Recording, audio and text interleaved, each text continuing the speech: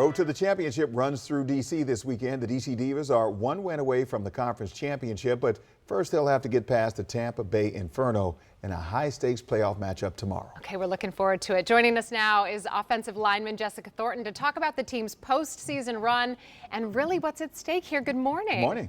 Good morning. Nice to meet you both. Nice to have you. Okay, we got to know, how's the team feeling as you're heading into this matchup against Tampa Bay?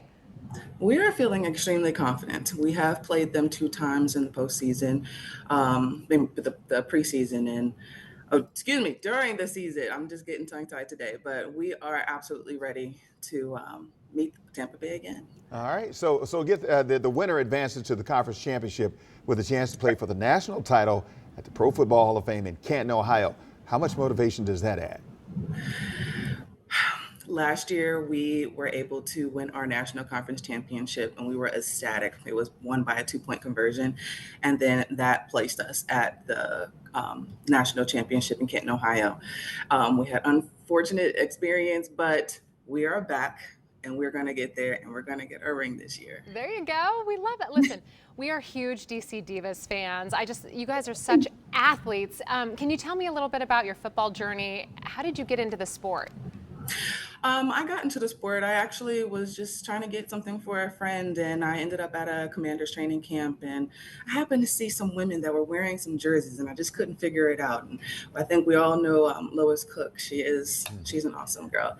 And somebody saw me, and I decided to listen to what they had to say. I was like, football?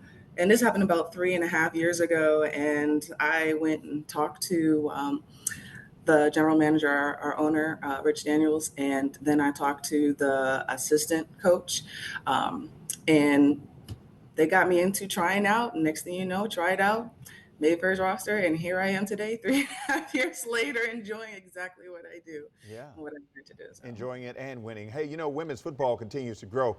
What do you wish more people knew about this level of competition? It's not easy. And we are women that have jobs outside of playing full time. We are women of power, many different fields, many different ethnicities. And I just think it's very powerful that women can actually have a job, a full-time job, taking care, being mothers, and then going out and playing like as hard as they possibly can every weekend or throughout the week, and being able to balance it all. Okay, we're showing some video from some of the games, and the fans just go crazy for you all. But for people who have not been to a Divas game yet, what can they expect, especially if they come out this weekend? Because as you've been talking about, there is so much on the line here. I believe that when you come to a DC Divas game, it's kind of like a family reunion, as well as meeting new people.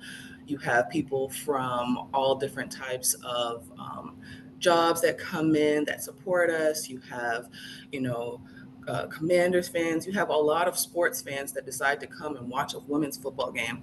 Not only that, but people are really they're on the edge of their seat because of how much is actually at stake every single game that we play. Our record right now is a 5-1, and that, sometimes it's been a hairline difference between winning a game and making the difference. So expect a lot of fun, a lot of heart racing moments, and just an all experience in what women's football has to offer. Yeah, I think it's interesting. I talked to Lois Clark about the actual impact that this has on your mental and your body, because football is a brutal sport. So remind me what it's like to go out there, play football, to practice, and then get up and go to work the next day to your regular job.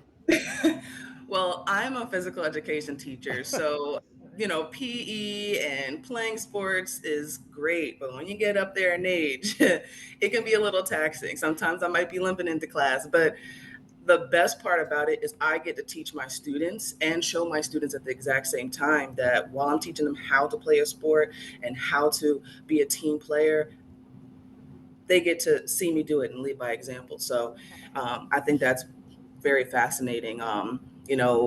being able to show them just because you get hurt or just because you have a bruise doesn't mean that you have to be out of the game.